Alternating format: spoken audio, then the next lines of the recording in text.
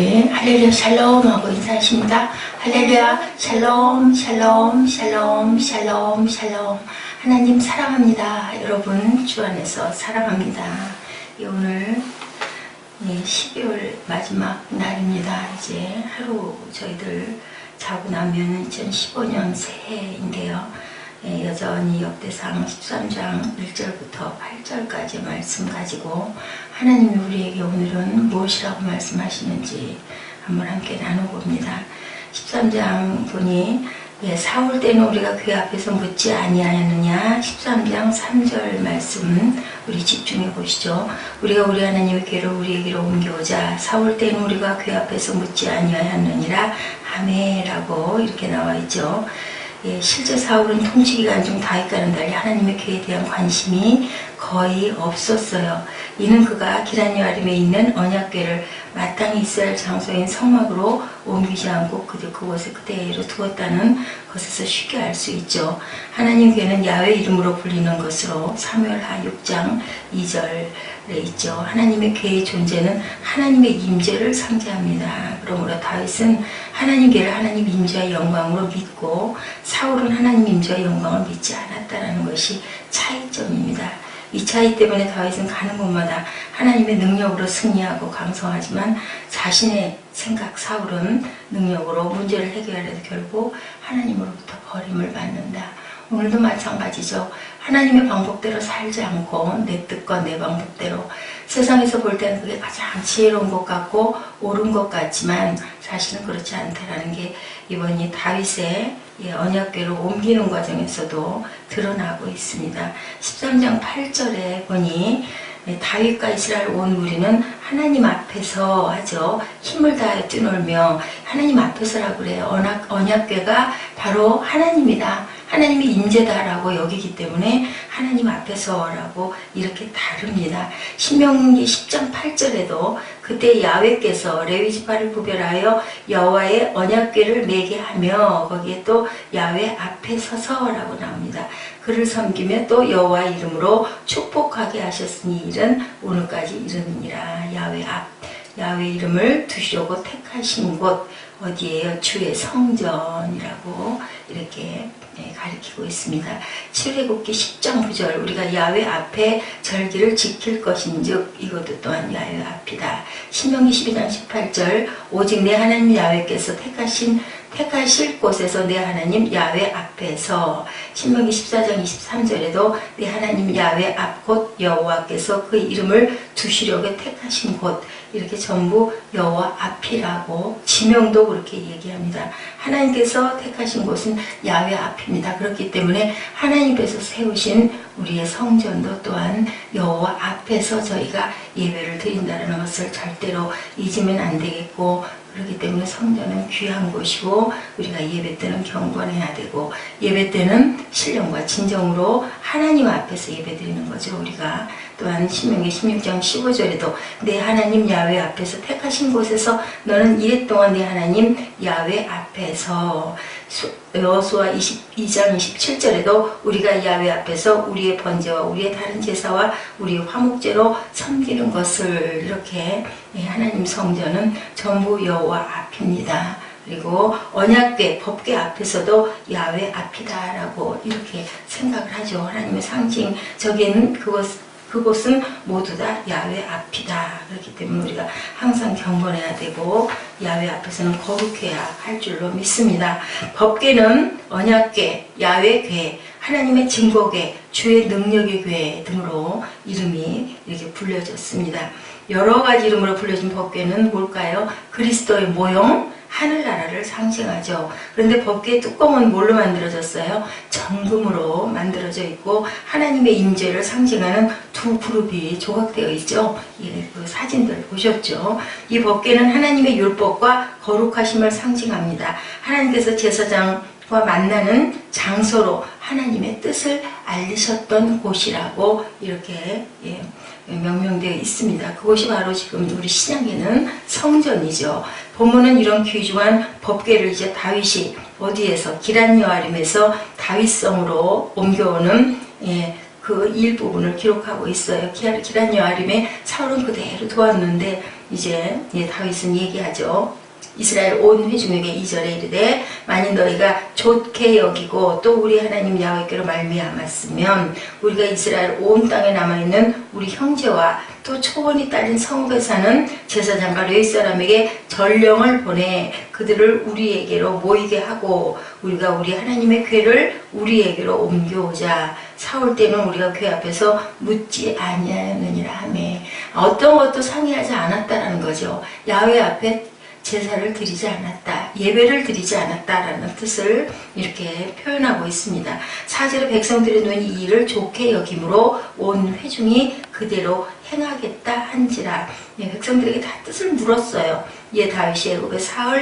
다윗이 애굽의 시흘 시내에서부터 하마더기까지 온 이스라엘을 불러 모으고 굉장히 좋은 뜻이죠. 기란 여아림에서부터 하나님의 궤를 메어 오고자 할세 그렇게 하려 했더니 다윗이 온 이스라엘을 거느리고 바알라곳 유다에 속한 기랏 여아림에 올라가서 야훼 하나님의 궤를 메어 오려 하니 이는 야훼께서 두 그룹 사이에 계시오며 계심으로 그러한 이름으로 일컬음을 받았더라. 7절에 하나님의 궤를 새 수레에 싣고 아비나답의 집에서 나오는데 우사와 아이호는 수레를 몰며 다윗은 어떻게 했어요? 그 앞에서 소고와 제군과 나팔로 연주하고 힘을 다하여 뛰놀며 노래했다. 하나님 앞에서 지금의 우리 예배 때 워십 그죠? 그리고 찬양 이거와 똑같습니다. 그리고 악기 연주도 많이 하죠. 그렇기 때문에 요즘에 이렇게 찬양과 경배가 아주 그냥 많은 것을 갖춘 데는 오케스트라로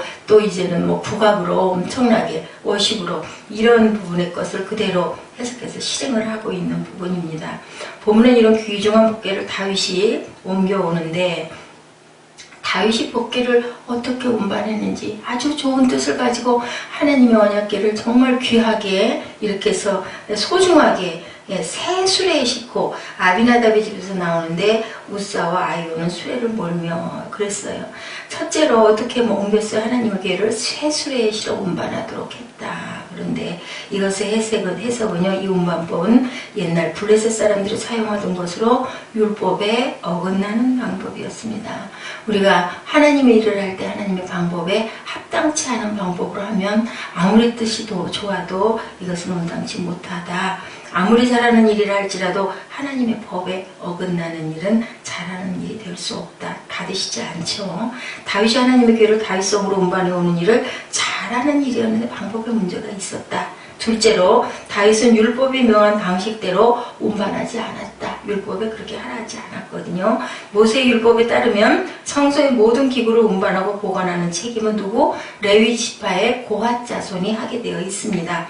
이처럼 하나님의 법을 모르고 지은 것도 죄인데 하나님의 법을 알면서도 범한 죄는 더 큰 범죄다. 왜 다윗이 이랬을까요? 이처럼 하나님의 법을 어겼어요.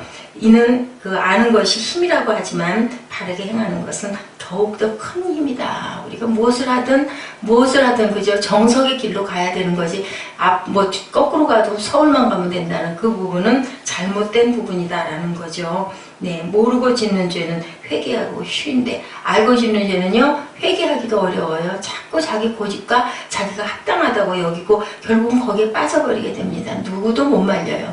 하나님이 말리기 전에는, 죽기 전에는 말려지지를 않는 게 바로 악과 선의 차이이죠.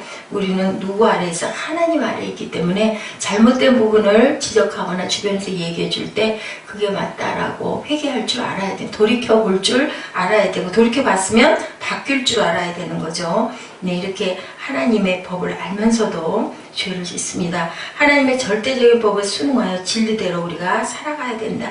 굉장히 귀한 13장입니다. 우리 앞에는 하나님의 법과 인간의 방법이 있다라는 것, 그리고 하나님의 방법과 하나님의 길은 우리의 생각과 우리의 뜻보다 높다고 말씀하고 계시죠. 우리의 생각과 다르다고 말씀하십니다.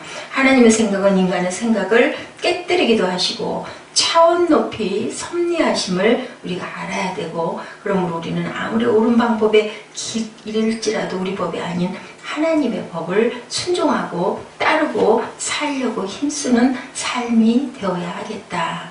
그렇게 될 때 하나님의 온전하신 뜻을 이루어 드리게 될 것이고 우리에게는 복이 되고 하나님께서도 온전하게 받으시고 응답하신다.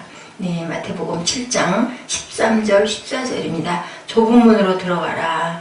멸망으로 이 방법들이 과연 쉬울까요? 하나님의 방법대로 해나가기가 때로는 아닌 것 같고, 그죠? 때로는 어리석은 것 같고, 때로는 정말 바보짓 같고, 말도 안 되는 것 같고, 하지만, 아니, 그 평탄하고 좁은 길 놔두고, 그 몸을 비틀어 우겨 넣어야 될 그런 길로 왜 가요? 그죠? 예, 좋은 길로, 편한 길로, 넓은 길로 가야 되는데, 그런데 말씀하시네요. 좁은 문으로 들어가라. 멸망으로 인도하는 문은 크고 그 길이 넓어 그리로 들어가는 자가 많고 생명으로 인도하는 문은 좁고 길이 협착하여 찾는 자가 적음이라. 우리가 어떤 일에 보면은 다수결할 때 보면 많은 의견 쪽이 대개는 맞고 그쪽이 승리하죠. 그래서 눈치를 어떻게 보다가 나 혼자 남았으면 우기지 못하고 슬그머니 많은 쪽으로 갑니다. 넓은 길 쪽으로. 근데 하나님께서는 좁은 문으로 들어가라고 하네요. 그 문이 좁고 협착하고 찾는 사람이 적은데 그게 바로 생명의 길이다. 야훼께서 말씀하시기를 보라 내가 너희 앞에 생명의 길과 사망의 길을 두었노라 너는 이 백성에게 전하라 하셨느니라. 예레미야 21장 8절이죠.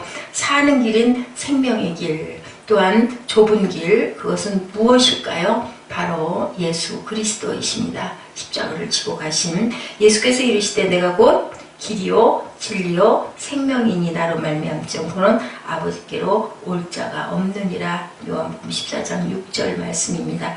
사는 길이 예수님이니 사는 길을 따라가는 것은 예수님을 따라가는 것이고 또한 예수님의 말씀을 따르는 것이다. 그렇기 때문에 우리는 말씀대로 행해야 할 줄로 믿습니다. 사는 길은 예수님의 말씀을 따르지 않는 삶은 암초를 향해 가고 있는 거죠. 그럼 배와 같죠. 모르죠. 그런데 결국은 암초에 부딪힙니다. 배가 그래서 항로를 향해 갈 때는 뱃길이 있다고 하죠. 하늘에 비행기가 갈 때 우리는 그냥 비행기가 날아가는 것 같지만 비행기도 비행기 길이 있습니다. 거기서 탈선할 때는 잘 그 착륙을 할 수가 없어요. 그죠? 그래서 비바람이 불고 막 목장구름이 끼고 바람이 엄청나게 불면 비행기가 자신의 길을 탈선할 때가 많죠. 이러기 때문에 예수님의 사는 길을 따라가기 위해서는 말씀을 따라가야 된다.